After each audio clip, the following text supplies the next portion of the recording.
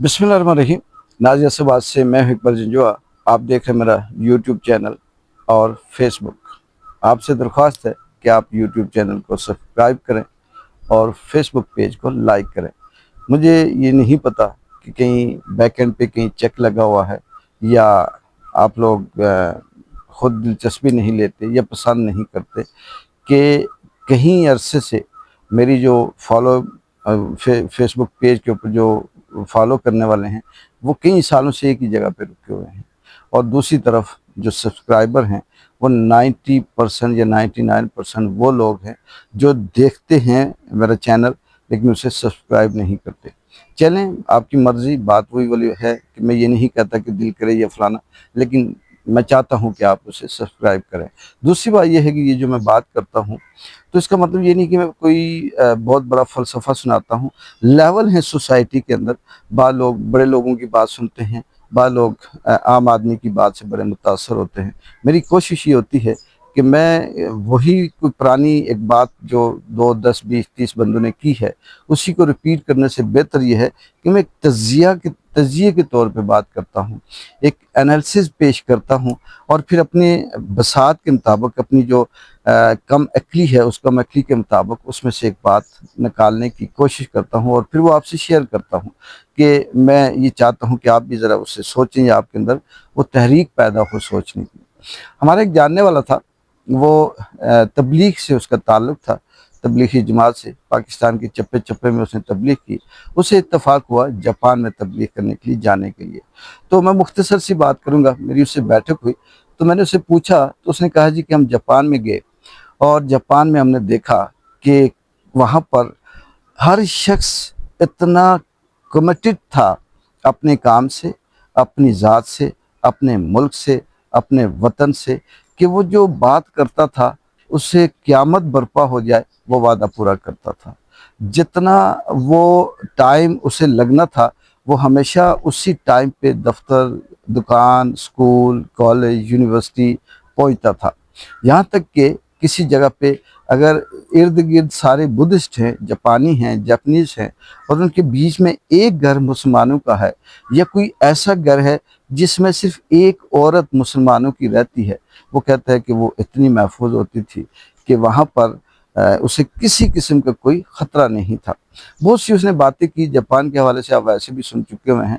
तो मैंने उस जानने वाले से सवाल किया, मैंने कहा सर ये जो सारी चीज़ें हैं, सच्चाई, दयानतदारी, झूठ ना बोलना, सच बोलना, ईमानदारी से काम करना, हलाल कमाना, अपनी मेहनत से कमाना, किसी के अगर उधार देने हैं जिस दिन वादा किया उसी टाइम वापस करना, और फिर इस तरह से वहाँ बिजली कभी नहीं जाती, जाती है तो जिस टाइम जाएगी वापस जो अनाउंस होगा गवर्नमेंट की तरफ से उसी वक्त वापस आती है। बच्चों की सेहत का ख्याल रखना, तालीम का ख्याल रखना, बुज़ुर्गों को सड़क पार कराना, आम ख़वातीन और बच्चों का ख्याल रखना। मैंने कहा उनको किसने सिखाया ये? हाँ, अदालतों में इंसाफ करना किसने सिखाया?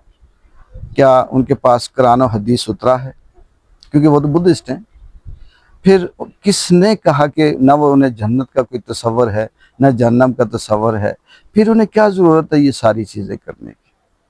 फिर अगर हम ये कहते हैं कि हमारे हदीस के अंदर ये है, हमारी कुरान के अंदर अल्लाह ताला ने ये फरमाया, हुज़ूर सल्लल्लाहु अलैहि वसल्लम ने हमें ये दर्स दिया, हम ये कहते हैं कि इस्लाम से पहले ये वाला निज़ाम था और इस्लाम आने के बाद ये हो गया, तो उन लोगों को किसने बताया? इसका मतलब छोड़ें इस बात को कि वो बुद्धिस्ट हैं, वो जन्नत में जाएँगे, ये जहन्नम में, नहीं। मतलब ये है कि वो जो इंसानियत की खिदमत कर रहे हैं, वो जो आम आदमी का, बच्चों का, माज़ूरों का, औरतों का, बेरोज़गार का ख़्याल रख रहे हैं, बीमारों की का ख़्याल रख रहे हैं, किसने कहा उन्हें? क्या ज़रूरत है? फिर वो अपनी-अपनी क्यों नहीं करते? दब जाएँ, लूट-मार करें, चोरियाँ करें, लूटें, पैसे बनाएँ और फिर मौजें करें। तो उस शख्स के पास जवाब नहीं था, क्योंकि वो जो हमारा जानने वाला था, उसके पास एक छोटा-सा दायरा था, सर्कल था। वो सर्कल के अंदर क्या था? दाढ़ी रखनी चाहिए, दाढ़ी ऐसी होनी चाहिए, कपड़े ऐसे होने चाहिए, बालों का स्टाइल ये होना चाहिए, आप वुज़ू ऐसे करें, आप नहाएँ तो ऐसे नहाएँ, आप दूसरा जो खाना खाएँ तो ऐसे खाएँ, आप औरतों में ना बैठें, आप ये वाला काम ना करें, बस ये उसका दायरा था। पड़ोसियों के हुकूक उसका दायरे में नहीं था। इंसानियत, सच्चाई, दयानतदारी, ईमानदारी, ये बस किताबों की हद तक था उसके पास कि नबी ने ये फरमाया, हदीस के अंदर ये है, कुरान के अंदर ये है, ये सब था, लेकिन अमली तौर पर नहीं था। अब यहाँ सवाल ये है, बहुत बड़ा सवाल पैदा होता है कि ये चाइनीज़ हों, जापानीज़ हों, रशियन हों, बुद्धिस्ट है ना, इनके पास कोई कंसेप्ट नहीं है, ये बुद्ध तो अपनी किसी चीज़ की पूजा करते हैं, पता नहीं किसकी करते हैं, लेकिन इंसानियत में सबसे आगे हैं। क्यों? क्या इन्हें अल्लाह का डर है? क्या इन्हें क़यामत का कोई खौफ है? नहीं। मतलब कहने का ये है कि ये जो इंसान आया है इस दुनिया में, कहीं बाबा आदम से लेकर अब तक, हर दौर के अंदर जो प्रायोरिटी दी गई है वो इंसानी हुकूक और इंसानियत को दी गई है। बदलते रहे, अपनी अपनी वक्त के हिसाब से चीज़ें चेंज होती रही।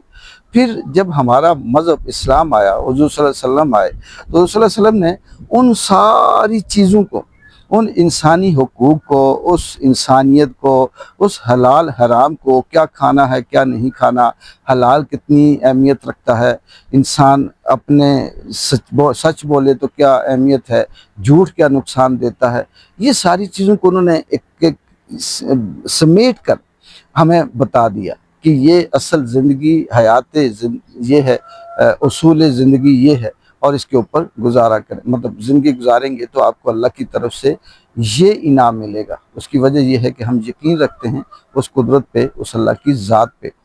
और फिर उसके बाद हमने देखा कि आज के दौर की अगर हम बात करें, छोड़ें उम्र फारूक का दौर, फलाना दौर, अबू बकर सिद्दीक़ का दौर, उस्मान गनी का दौर, ये दौर, इसलिए कि वो नहीं, हम वो बात करें जिस दौर में हम हैं।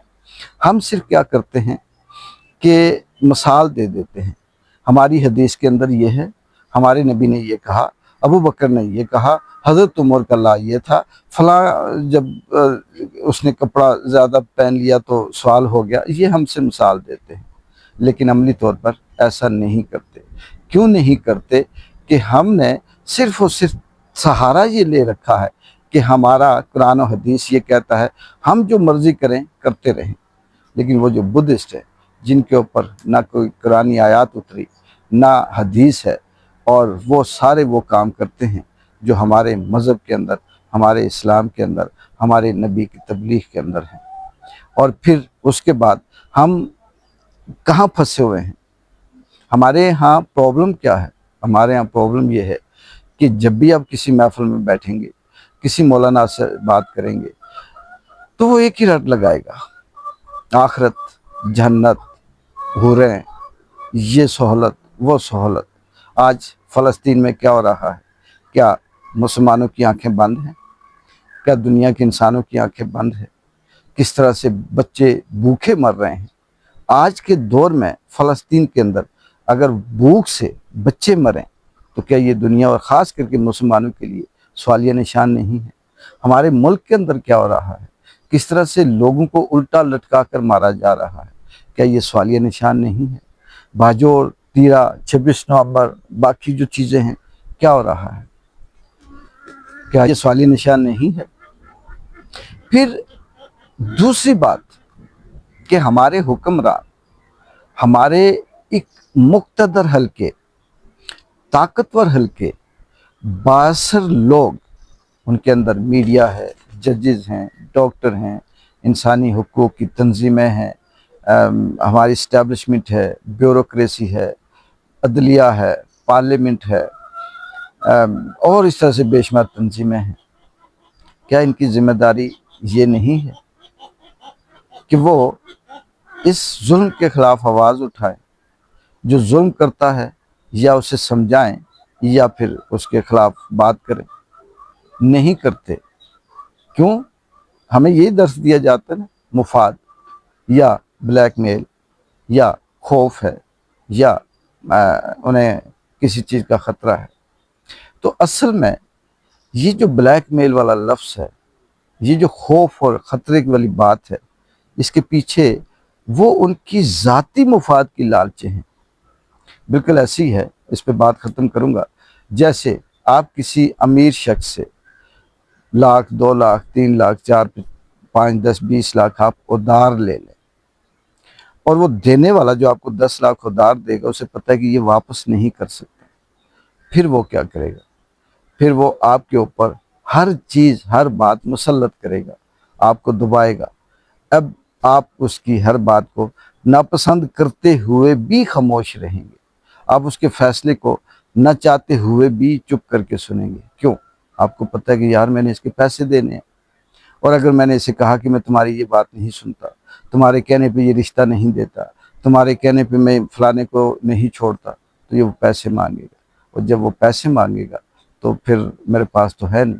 तो इसलिए ये है ब्लैकमेलिंग, और ये पहले उन्हें ब्लैकमेल कर दिया जाता है, पहले उन्हें इस लेवल पे लाया जाता है कि आप जब बोलेंगे तो आपके लिए ये फाइल है, और फाइल खोल दी जाती है। वो किसी भी रंग शक्ल में हो सकती है, वीडियो की शक्ल में, प्लॉट की शक्ल में, गाड़ी की शक्ल में, पैसों की शक्ल में, चीनी माफिया की शक्ल में, आटा माफिया की शक्ल में। तो ये है इस मुल्क का असल निज़ाम। जब तक ये निज़ाम है, मौजूदा जो सेटअप है, तो ये मुल्क 1000 साल में भी तरक्की नहीं कर सकता।